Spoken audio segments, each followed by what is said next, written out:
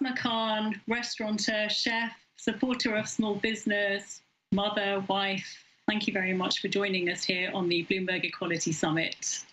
Lovely to have you here. Thank you. I'd actually like to start by saying congratulations on your new restaurant opening, and that must be a very exciting time for you right now. It is exciting, but it's also very challenging. You get this feeling, that things are normal, but they may just go downhill very fast. I'm just determined to be as positive as I can. And just, at the end of the day, I'm just grateful to have traded and been open for the day.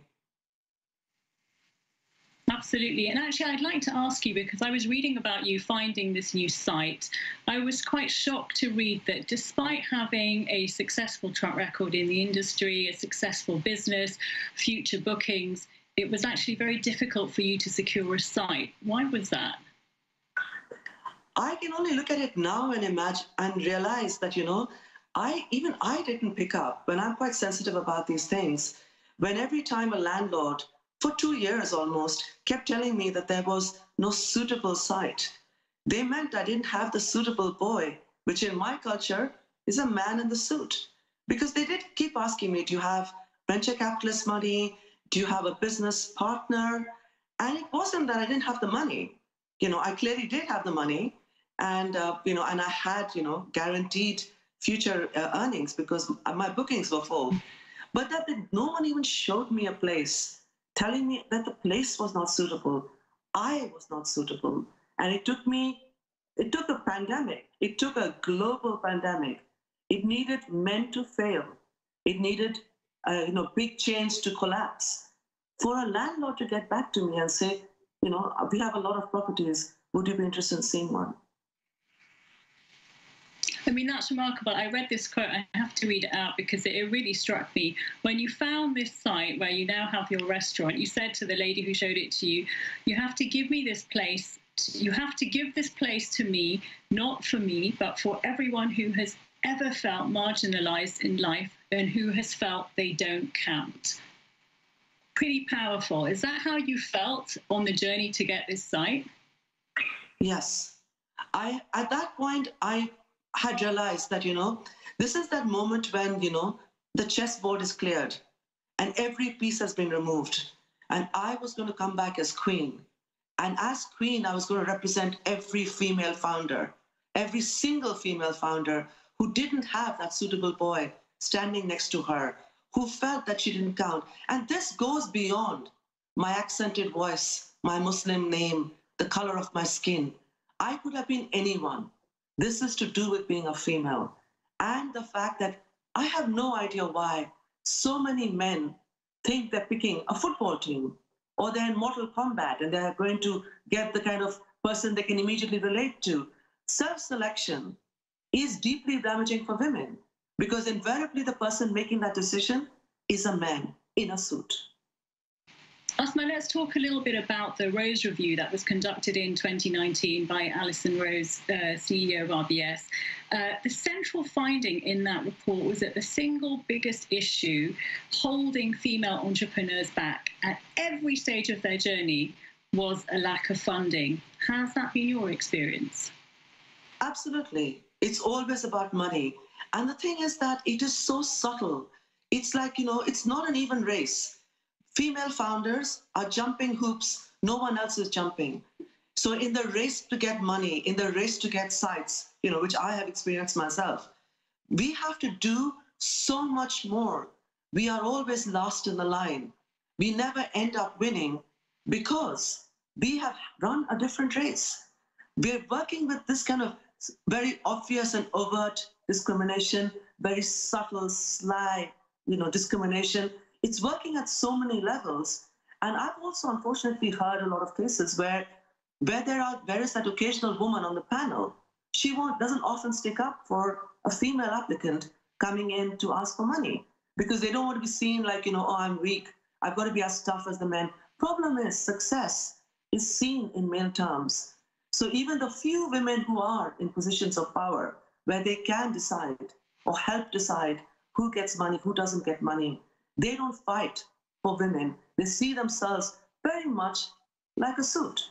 And that is what really is our problem. It will not resolve by having, tokenism of having few women on the board, few women as, representatives. This is beyond, you can't just tick a box and say, women are going to have an easier time getting money because we've got a female on the board. It doesn't work that way. The reality on the ground is you actually need people to make a conscious, hard effort to actually make sure that women get the support that men get so easily. You said it was in a lot of subtle ways. What did you realize post-event? How did you realize you were discriminated against? And also, do you think it was also because you were a minority, an ethnic minority? I would like to think it's not because of being an ethnic minority. It could also be a factor. But the other thing is that, one issue that there is in a country like England, it's in America, in a lot of places, if you don't go to school and college, and it's not the right school and college, if you're wearing the wrong kind of tie and you're wearing brown shoes and people don't see you as fitting in with their club, when it comes to decisions like this, like a very Mayfair all-boys club, they are the ones making the decision. So yes, being an ethnic minority also plays into it. But not being one of the boys, not hanging around, not going to play golf, not going to the pub and, having drinks with the boys, and not finding their jokes funny because some of them are unacceptable. So it is, my ethnicity, it does play a role, but I think being a woman who hasn't actually been through the kind of, background that so many of these men who are powerful have been through, I am the outsider. But I don't think I'm just the outsider for my ethnicity. I think a lot of women find themselves as outsiders. And the moment you have children, you're older, you're not willing to put up with a lot of nonsense, and you're not willing to smile and grin and bear it, you then do become the outsider. It is a huge problem for all of us because, all of us lose. Not just the woman who's not being able to break through, not just the woman who's being kept outside the door, who's not got a chair on the table. And I tell women, you're not invited to the table, pull a chair and sit down. We need to do this. The reason why I'm talking about this, and thank you very much for the opportunity to speak to you and through you to so many women and men who are listening to this, that, you can actually be the game changer. If you are in a position of power, open the doors for others. Rise above your instinct and your own prejudice. That is our problem, that, we are kept out and the world loses out. The future generation of young women don't have more role models and mentors to look at because, again, it is that all male, group. That's powerful.